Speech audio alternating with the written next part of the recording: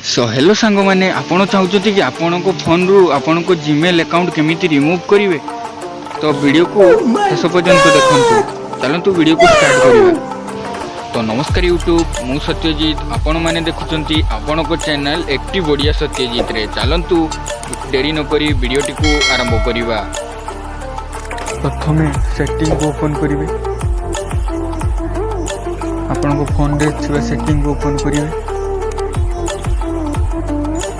को स्क्रॉल करेंगे।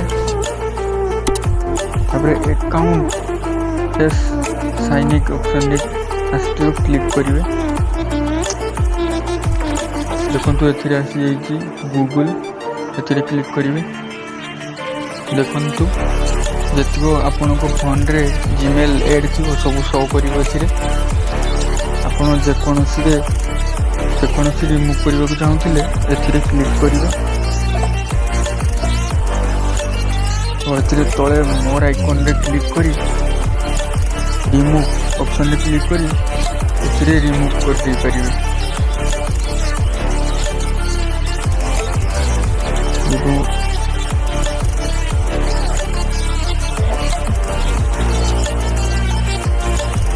एमती जीमेल रे नुआ नुआ इंटरेस्टिंग वीडियो देखिया पाई मो चैनल को सब्सक्राइब करंतु।